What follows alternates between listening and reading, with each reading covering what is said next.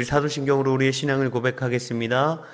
전능하사 천지를 만드신 하나님 아버지를 내가 믿사오며 그 외아들 우리 주 예수 그리스도를 믿사오니 이는 성령으로 잉태하사 동정녀 마리아에게 나시고 본디오 빌라도에게 고난을 받으사 십자가에 못 박혀 죽으시고 장사한 지 사흘 만에 죽은 자 가운데서 다시 살아나시며 하늘에 오르사 전능하신 하나님 우편에 앉아 계시다가 저리로서 산자와 죽은 자를 심판하러 오시리라. 성령을 믿사오며 거룩한 공회와 성도가 서로 교통하는 것과 죄를 사하여 주시는 것과 몸이 다시 사는 것과 영원히 사는 것을 믿사옵나이다. 아멘.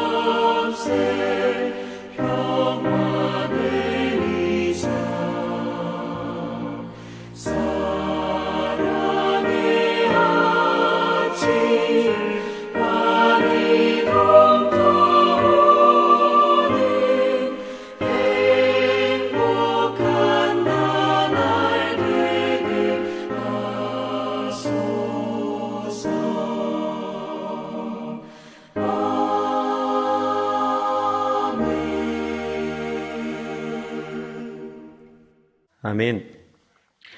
오늘 함께 보실 말씀은 에베소서 5장 25절 말씀입니다. 에베소서 5장 25절 말씀입니다. 제가 가진 성경으로는 신약성경 316페이지에 있습니다. 에베소서 5장 25절 말씀입니다. 우리 한 목소리로 같이 읽어보도록 하겠습니다.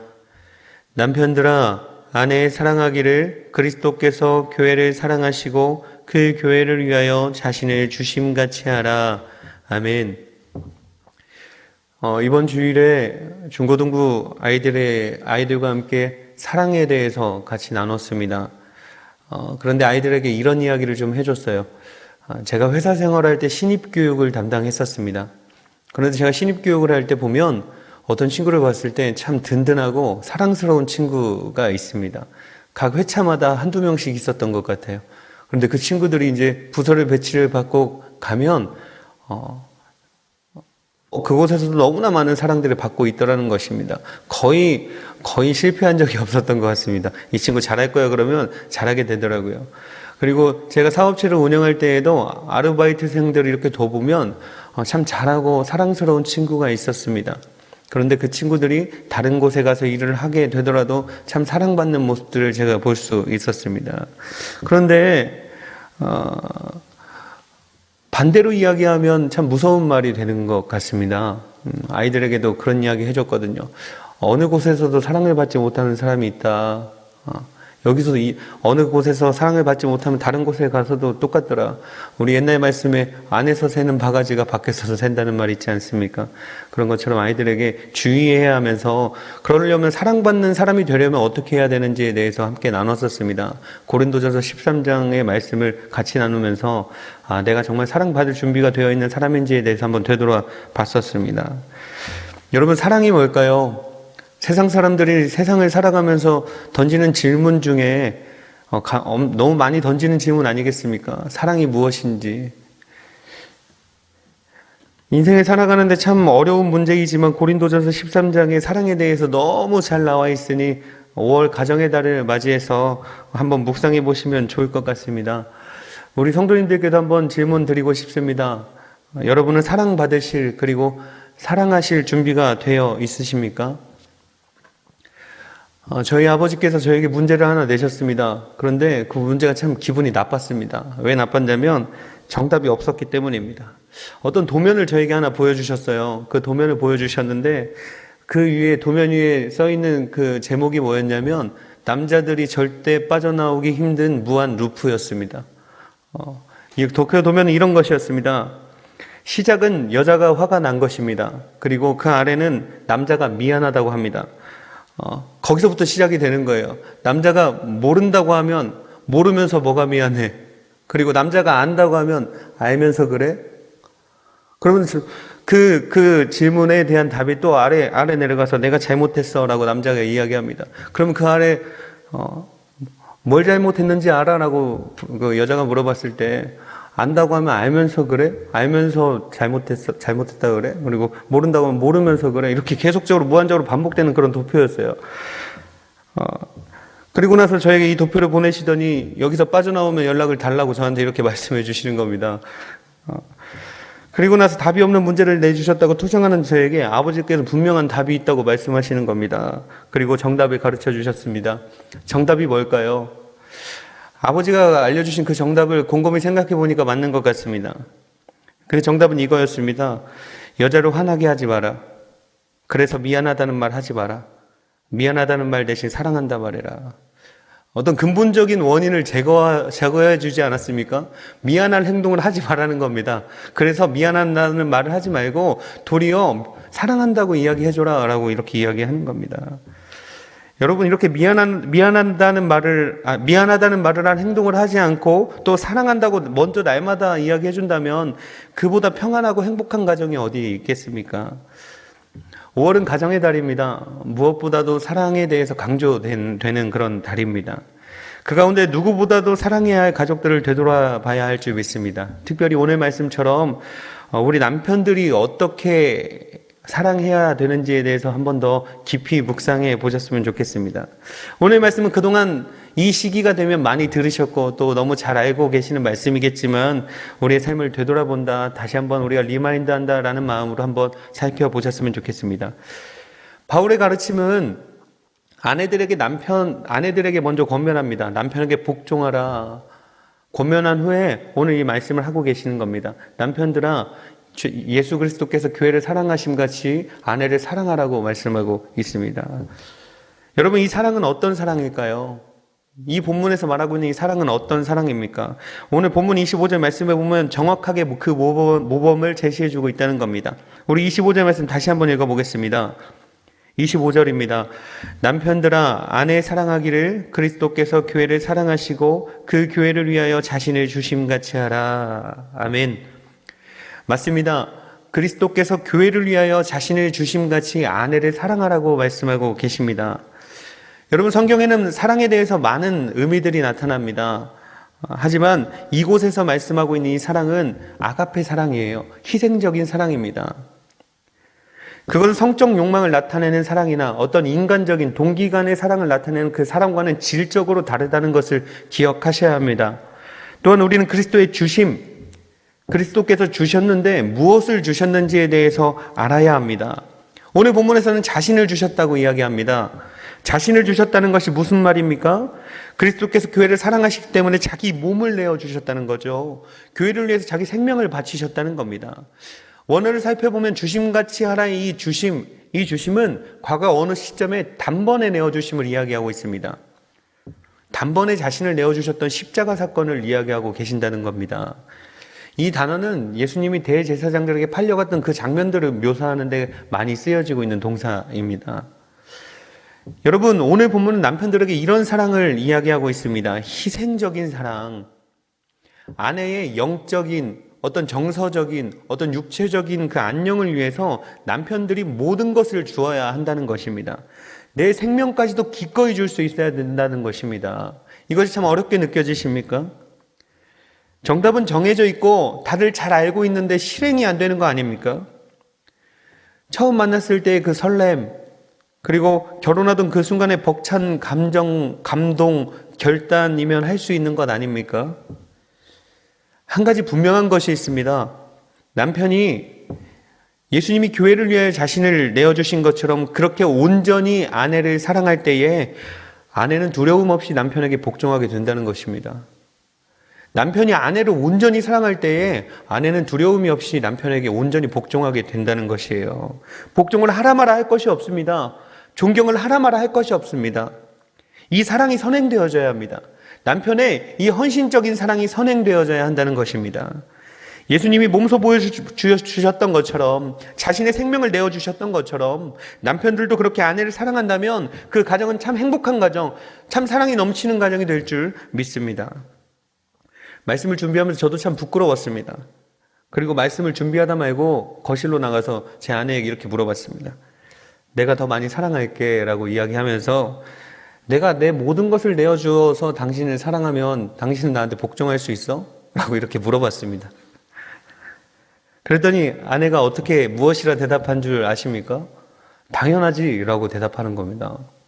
전 그게 더 놀라웠습니다. 내가 내 모든 것을 바쳐서 당신을 사랑하면 당신 나한테 복종할 수 있어? 그랬더니 당연하지 라고 이야기하는 거예요. 참 이렇게 쉬운 것을 제가 놓치고 살았나 싶었습니다. 지금까지 저도 저를 돌아보지 않고 먼저 모든 것을 주지 않고 아내에게 나 좀 존경해달라고, 내 말 좀 들어달라고, 나 좀 인정해달라고 그렇게 강요했던 것들이 참 부끄러운 밤이었습니다. 가정의 달에 가장이라는 무거운 짐을 짊어지고 가시는 우리 남편 되신 분들께서 각자의 삶들 한번 되돌아보셨으면 좋겠습니다. 정말 아내를 사랑하고 있는가? 자녀보다 아내를 더 사랑하고 있는가?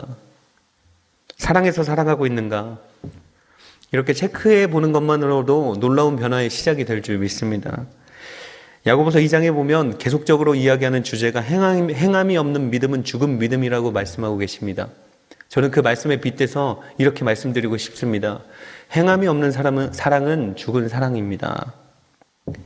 말로만 하는 사랑, 마음으로만 하는 사랑, 그것이 무슨 유익이 있겠습니까? 마음으로만 가지고 있는 것보다 가서 손이라도 한 번 더 잡아주는 것이 훨씬 더 좋은 진짜 사랑이 아니겠습니까? 사랑하는 사람을 위해 무엇을 할까 고민하고 작은 것이라도 실천하는 것이 주님의 그 사랑을 본받는 시작이 될 줄 믿습니다. 영국의 사상가이자 역사와 문필에 능통했던 토마스 카를라일이라는 사람이 있었습니다. 그 사람은 참 신경질적인 사람이었어요.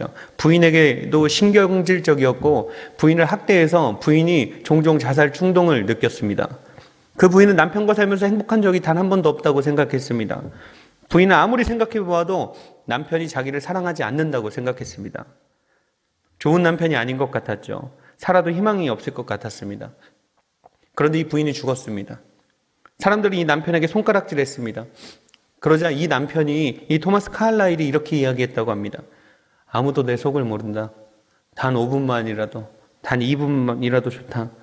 내 아내가 한 번만 다시 살아난다면 꼭 한마디 하고 싶은 이야기가 있다. 그것은 내가 아내를 사랑하고 있었다는 사실이다. 그런데 내 아내는 자기를 사랑하고 있다는 사실을 전혀 모르고 죽었다. 나는 이 말을 영원히 전할 수 없게 되었다. 누가 이 사정을 알아주랴? 누가 이 마음을 알아주랴? 사실은 나는 내 아내를 사랑했다. 여러분, 이 남편처럼 나중에 후회하지 않아야 하지 않겠습니까? 예수님이 보여주셨던 사랑처럼 행함이 있는 진짜 사랑을 보여주십시오.